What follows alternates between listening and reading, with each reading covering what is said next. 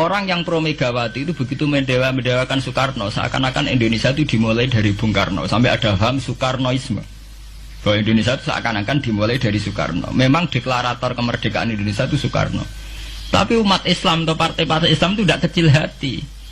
Karena embrio yang bernama Indonesia itu dari tahun 1908, sebelum ada partai nasionalis yang berani melawan kolonialisme Belanda adalah partai-partai Islam. Sehingga kebangkitan Indonesia dimulai 1908. Karena saat itu yang pertama mencetus ide melawan Belanda adalah kiai-kiai Islam. Yaitu saat itu bikin serikat dagang Islam. Terus lama-lama menjadi serikat Islam. Terus lama-lama menjadi partai Islam. Dimulai dari angkatannya Hos Cokroaminoto.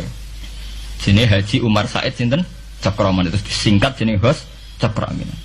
Jadi tidak bisa Indonesia itu meninggalkan partai Islam, karena dulu pertama pendiri era kepartaian niku malah partai-partai apa? Islam yang lahir di Solo, di Jogja. Bahkan sebelum ada negara yang bernama Indonesia, itu ada negara yang bernama Demak Bintoro, ada Demak Ngayogyakarta apa? Karto. Itu semua negeri apa? Islam. Ya paham. Sehingga secara kesejarahan kita tidak kalah sama tuanya Soekarnoisme atau partai PNI. Dan sampai kan kita ini kan kayak dinabubukkan seakan-akan Indonesia itu dimulai dari Soekarno. Sehingga nak wani Pak Karno itu koyok-koyok itu kita anti Indonesia. Ya kita tidak mungkin nggak menghormati Soekarno, beliau sebagai pahlawan besar kita hormati. Ya, tapi ya kebesaran Pak Karno demi bangsa Indonesia jangan kemudian direduksi, disederhanakan hanya melewati partai. Ya itu kan namanya pekerdilan. Tentu Pak Karno bikin negara ini ya untuk semua bangsa, bukan untuk PDIP saja, bukan untuk partai-partai marhainisme saja, juga bukan untuk partai-partai yang berfaham Soekarnoisme saja. Ya sama, tapi kita juga adil, sebagai kiai juga adil. Hos Cokroaminoto bikin partai Islam adalah untuk mengusir Belanda dari bumi Indonesia, yang nantinya juga untuk kepentingan semua bangsa Indonesia, tidak hanya yang Islam saja. Ya kita adil, sama-sama adil. Saat nasionalisme ya tidak mengurangi keagamaan, saat keagamaan tidak mengurangi nasionalis. Tapi itu tadi kemudian ini dikerdilkan secara politik. Di sawangannya nak wis duwete Pak Hasim Mbak Mega nasionalis religius itu sudah ditren. Angger duet senengane pasangan nasionalis sampai apa nak nasionalis terus wajib sholat. Apa nak religius terus gak wajib nasional? Sebetulnya itu kan wajib. Apa kena wong Indonesia terus wajib sholat hanya karena atas nama nasionalisme? Apa nak gue ngiyai terus wajib bayar pajak?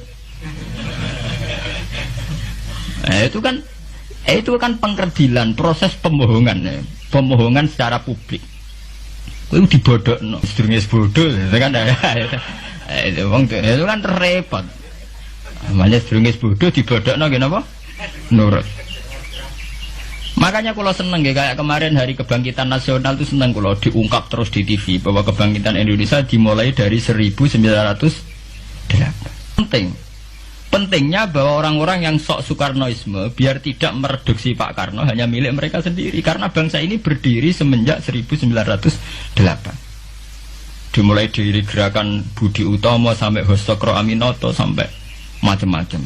Ya, serikat-serikat Islam. Nah, kita secara sejarah itu sama. Kita sebagai santri juga tidak kalah sejarah. Karena berdirinya nasional sudah lewat para kiai itu. Takono sejarawan manapun, kayak profesor siapa di UI, siapa saja profesor-profesor sejarah bilang bahwa awal kebangkitan Indonesia itu dari partai-partai Islam.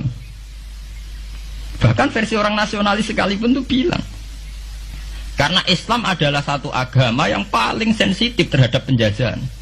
Karena Islam melahirkan satu paham jihad, bahwa ketika ada kolonial Belanda, wong Islam terinspirasi harus jihad. Sehingga lahir partai-partai Islam. Dulu yang dilawan itu perdagangan. Ini kalau cerita sejarah, santri-santri sadar. Jadi santri salaf dengan model sekarang sing raro duit, raro dagang itu sebetulnya mengkhianati pendiri santri. Lho boten niku lho fair. Sing gak seneng dagang, gak seneng mergawe itu mengkhianati pendiri pesantren.